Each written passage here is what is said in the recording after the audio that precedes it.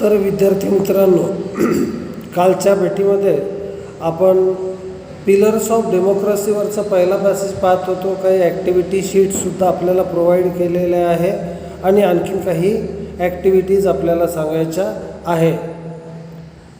तर आताचा ॲक्टिव्हिटी अशी आहे, लिस्ट एनी 4 ड्युटीज. यादी तयार करा. List LIST list any 4 duties FOUR 4 duties DUTIES duties of a responsible citizen in democracy DEMOCRACY. लोकशाहीत वावरणाऱ्या कोणत्याही नागरिकांचे 4 कर्तव्य लिहायचे आहेत आपल्याला. नंबर 1, टू मेंटेन जतन करणे, सांभाळणे. MAINTAIN to maintain. Peace PEACE peace. And harmony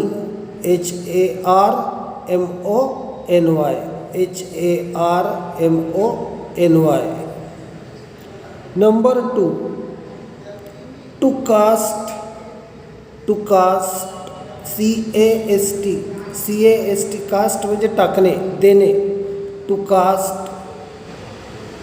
once vote ONES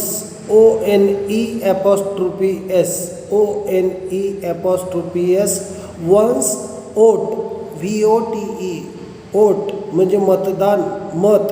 to cast one's vote during elections.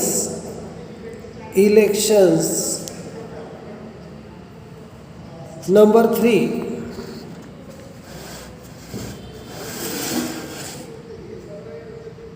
to respect all religions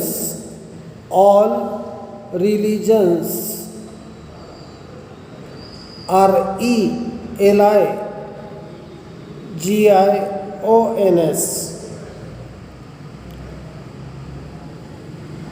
क्रमांक 4 वरती टू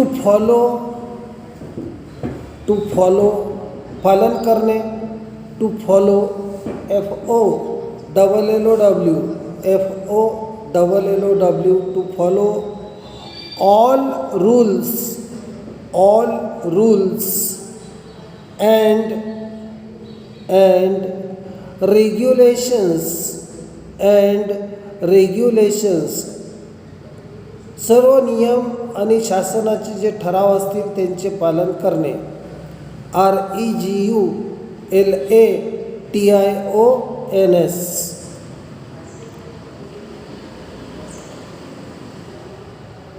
त्याच्यानंतर ग्रामरचे वाक्य घ्या विद्यार्थी मित्रांनो. 2 वाक्य ग्रामरचे द्यायचे आहेत आपल्याला. Number 1, this caution CAUTION. This caution CAUTION. Caution is more necessary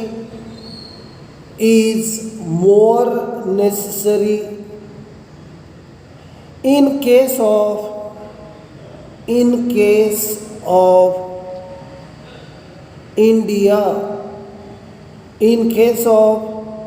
India. ब्रॅकेटमध्ये सूचना घ्या. Change into positive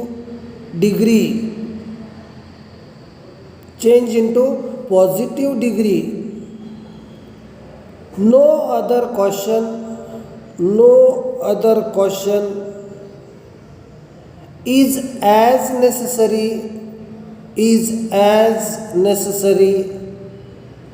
as this. In case of India. दुसरं वाक्य घ्या. There is nothing wrong, wrong, in being grateful, grateful,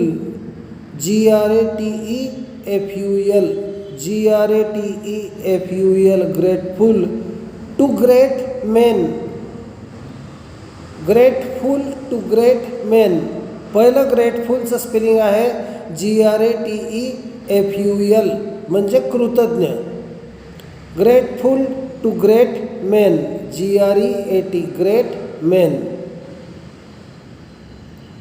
याच्यामध्ये बीइंग असा शब्द underline करा, being असा शब्द अंडरलाईन करा आणि सूचना घ्या.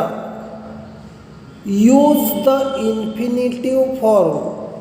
इन्फिनिटिव्ह फॉर्म म्हणजे to plus original word. Infinitive form INFINITIVE, INFINITIVE, infinitive form of the word,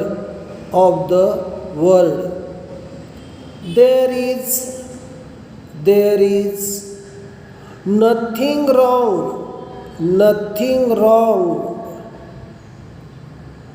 to be grateful, to great men,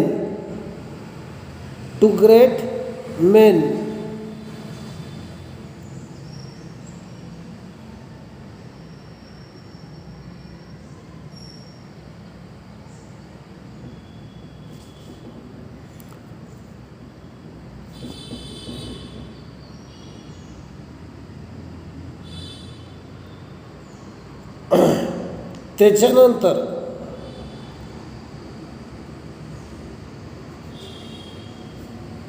give one word form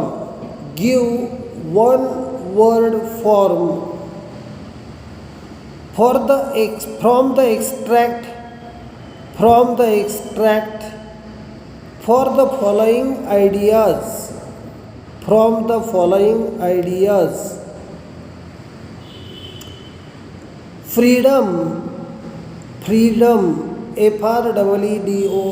freedom to live, as you choose, without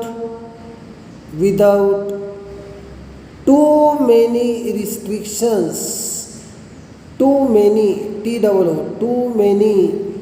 restrictions, RESTRICTIONS, from government or authority, शासन व्यवस्था किंवा अधिकारी वर्गांकडनं कोणतेही विशेष बंधनं नसणे. और authority, AUTHORITY, authority. उत्तर घ्यायचं याचं liberty, LIBERTY.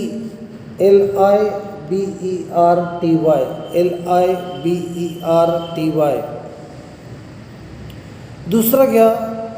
A political system in which the superpower lies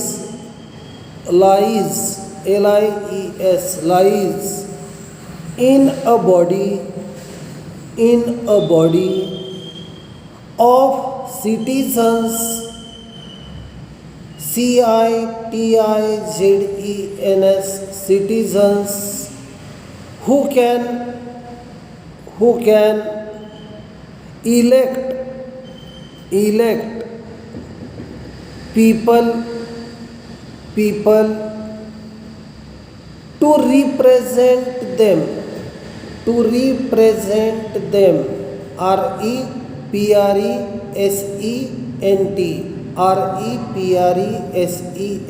to represent them. याच्यासाठी एकच शब्द आहे विद्यार्थी मित्रांनो तुमच्या पुस्तकामध्ये आणि तो लिहायचा आहे आपल्याला नंबर 2 वरती. Democracy DEMOCRACY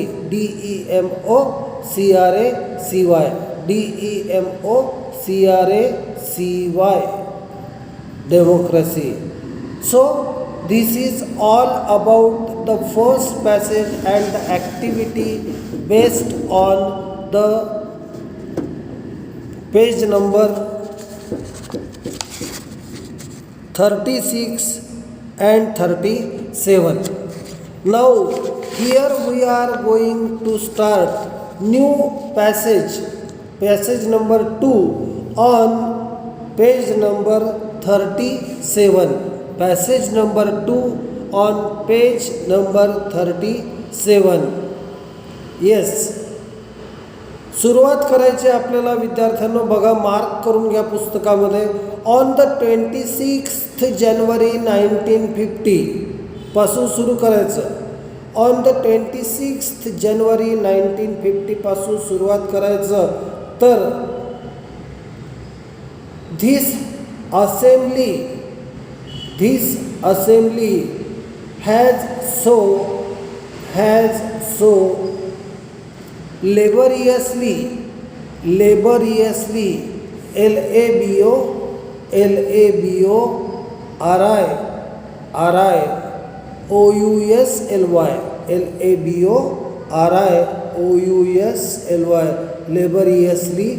built up built up पर्यंत. तर हा पॅसेज तुम्हाला एकदा वाचून समजावून सांगतो. व्यवस्थित काळजीपूर्वक ऐका. पुस्तक समोर ठेवा, समजून घ्या. कठीण शब्दांचे अर्थ आपल्या वहीत लिहून घ्या.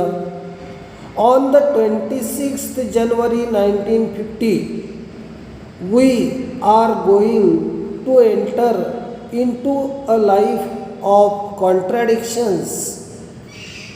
26 जानेवारी 1950ला आम्ही अशा एका जीवनामध्ये प्रवास करणार आहोत की जे जीवन परस्पर विरोधाने भरलेलं असेल. कॉन्ट्रॅडिक्शन्स म्हणजे परस्पर विरोध. On the 26th of January 1950 we are going to enter into a life of contradictions. In politics we will have equality and in social and economic life we have inequality. आम्हाला राजकारणामध्ये समानता आढळेल, परंतु सामाजिक आणि आर्थिक जीवनामध्ये असमानता निदर्शनास येईल. बघा, राजकारणात समानता असेल, परंतु आपल्याला सामाजिक आणि आर्थिक जीवनामध्ये इनइक्वॅलिटी म्हणजे असमानतेचा सामना करावा लागेल. नाही. In politics we will be recognizing the principle of one man one vote. बघा, वन मॅन वन वोट. राजकारण कसं चालते तर एक व्यक्ती एक मत. अर्थात भारतासारख्या देशामध्ये जिथे खूप मोठी लोकसंख्या आहे त्या ठिकाणी एकेका मताला किंमत आहे. आणि म्हणून तुम्हाला माहीत असेल की निवडणुका विधानसभेच्या असो की लोकसभेच्या असो, राजकारणी लोक प्रयत्नांची पराकाष्ठा करून मतं मिळवतात आणि यशस्वी होतात आणि शासन व्यवस्थेमध्ये प्रवेश करतात, नवे पदं उपभोगतात. मग ते आमदारकीच्या असो, खासदारकीच्या असो, राज्यमंत्र्याच्या असो, मंत्र्याच्या असो केंद्रातले असो की राज्यातले असो, but they try their best to become the winner. In politics we will be recognizing the principle of one man one vote and one vote one value. आणि एक मत म्हणजे एक मूल्य असते, एक मत म्हणजे एक मूल्य असते. In our social and economic life we shall by reason of our social and economic structure continue to deny the principle of one man one value. आमच्या सामाजिक आणि आर्थिक जीवनामध्ये वेगवेगळ्या कारणांमुळे आम्ही हे अमान्य करत आलेलो आहे की एक व्यक्ती म्हणजे एक मूल्य असू शकते, एक व्यक्ती म्हणजे 1,00,000 मोलाचं असं मत असू शकते, हे आम्ही मान्य करत नाही. In politics we will be recognising the principle of one man one vote and one vote one value in our social and economic life we shall by reason of our social and economic structure. का बरं? तर आमच्या सामाजिक आणि आर्थिक संरचनेमुळे continue to deny the principle of one man one value. How long shall we continue to live this life of contradiction. असं परस्पर विरोधी किती दिवस आम्ही जीवन जगणार आहोत? म्हणजे मतं द्यायची वेळ आली, मतदान करायची वेळ आली तर आमचं मूल्य समजते, परंतु प्रत्यक्षामध्ये सामाजिक किंवा आर्थिक जीवन जगण्याची वेळ आली तर त्या ठिकाणी मात्र समानता लोप पावलेली असते, असं आम्हाला प्रकर्षाने जाणवते. If we continue to deny it for long we will do so only by putting our political democracy in peril. आमची राजकीय जी काही लोकशाही आहे ती संकटात सापडू शकते, डेंजरमध्ये सापडू शकते, रिस्क फॅक्टर त्याचे वाढू शकतात, धोका वाढू शकतो. We must remove this contradiction. We must remove this contradiction at the earliest possible moment at or else those who suffer from equality will blow up the structure of political democracy. शक्य तितक्या लवकर ही आर्थिक असमानता आम्ही दूर करायला पाहिजे. At our earliest we should remove the inequality. Otherwise the people who are down trodden, otherwise the people those who are at the lowest level will blow up the structure of political democracy. तर असं जर झालं तर जो सगळ्यात दुःखी सगळ्यात कष्टी पददलित मनुष्य असेल तर तो ही लोकशाही उलथवून लावेल. Which this assembly has laboriously built up. जे आमच्या पूर्वजांनी, जे आमच्या राजकारण्यांनी अतिशय कष्टाने ही असेंब्ली हे सगळं घडवून आणलं, हे सगळं लोकसभा, विधानसभा, लहान सभागृह, मोठं सभागृह अशांची निर्मिती करून ठेवली, राज्यसभा वगैरे लोकसभा. तर हे सगळे सभागृह उद्ध्वस्त होतील आणि त्या ठिकाणी कोणत्याच प्रकारची लॉ आणि ऑर्डर शिल्लक उरणार नाही. आणि म्हणून आम्हाला शक्य तितक्या लवकर सामाजिक आणि आर्थिक विषमता दूर करणं ही काळाची गरज आहे. So this is all about the second activity sheet related with pillars of democracy by Dr. Babasaheb Ambedkar. Tomorrow I will give you the next activity sheet based on this passage, and that's all. Have a very good day.